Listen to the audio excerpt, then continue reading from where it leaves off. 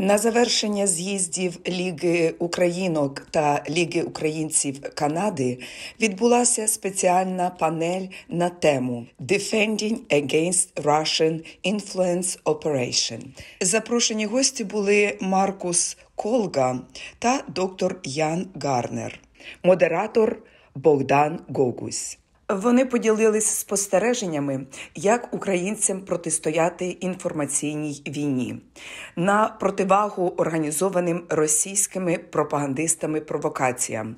Нам необхідно щоразу нагадувати світу, що коять російські війська в Україні, наводити факти сучасного геноциду проти нашого народу, про викрадення українських дітей, вбивство цивільних та не відволікатися на словесні баталії із провокаторами в соціальних мережах, а натомість писати виважені листи із фактологічною інформацією журналістам, політикам, сенаторам. Marcus, we've realized that there's a lot of disinformation in Canada. Would you be able to comment on how the disinformation has been influencing Canadian society and how we could combat it? Yeah, well, look, Russia has been very active in Canada, both in promoting disinformation, propaganda, but also influence operations. And this is going back to the Cold War, to 1945, when an agent working inside the Russian embassy basically took a trove of documents and released them and identified dozens of Canadians who had become Russian assets in promoting Russian disinformation and interests here in Canada. And so that's been going on for 80 years or so. And of course, we've seen an intensification of that in the past 8 years, starting in 2014 with the initial invasion of Russian invasion of Crimea, and certainly over the past 18 months during this latest war. And so we need to make sure that our Canadian elected officials and media are far more aware of these. And certainly over the past week or so, we've seen how Russia has gone really into overdrive in using some of these narratives to try and discredit Canadians of Ukrainian heritage. So your suggestion is for individual cases to be addressed on an individual basis, or as a community combating it?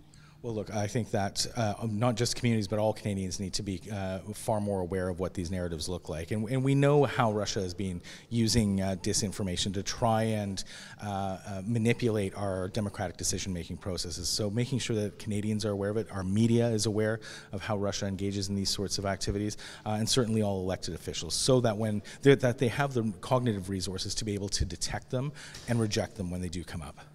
Are there possibly courses or events that Canadians could join and learn about in order to be equipped with information? Well, there are some, and the Canadian government has done some work in setting up institutions within the government to detect, monitor and detect and expose these sorts of narratives. The RRM, the Rapid Reaction Mechanism inside Global Affairs, is one of those institutions that's doing this pretty effectively. But we need to make sure that civil society organizations, including Ukrainian Canadian community organizations, do have those resources and are able to educate their own people about these sorts of narratives, because this isn't going to be just the government that's doing it. It has to be a whole of society approach to defending our information space against Russian disinformation. During your presentation, you mentioned that there should be a directory put together of foreign operatives. Can you maybe explain what that is and how that could get started in Canada? Right, it's what it's called is it's a foreign influence registry, and this is basically a registry that introduces transparency into our government to identify individuals, former diplomats, former officials, others who advocate on behalf of authoritarian regimes, not just Russia, but China as well, Iran. All of these regimes are actively using proxies inside of Canada to advance their causes and lobby on their behalf. And what this registry would do is simply add transparency so that we can identify who they are and that our elected officials can understand who exactly they're talking to when these people go knocking on their doors. Thank you so much for today's presentation and for this interview. You're always very detailed and very eloquent. Thank you. Thank you so much, Nadia, for having me. Ian, thank you so much for today's presentation. Can you provide a little bit more context as to what Russia is doing in Russia and abroad in information warfare? So Russia has essentially created an environment, in particular domestically, in which war is an ongoing process. War never ends, whether it is today's war against Ukraine, whether it is yesterday's war against Georgia, against Chechnya. You could also argue even internal wars against homosexuals, against ethnic minorities, or anyone who doesn't fit into a narrow box of what it means to be Russian. But we're also thinking about tomorrow's war. The logic of the state is that Russia needs war. It needs sacrifice.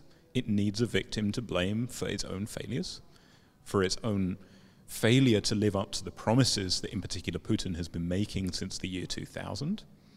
And therefore, when the war in Ukraine ends, and it may end tomorrow, it may end in a year, it may drag on for a long, long time, we just don't know, another war has to happen unless there is some major change in the government.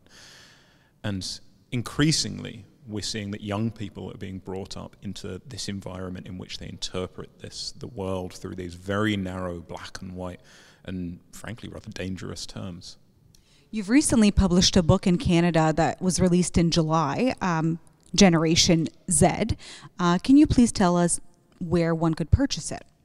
So it's available online, Amazon, all bookstores will be able to carry it, and it's a relatively good bargain and hopefully an interesting read. Thank you so much.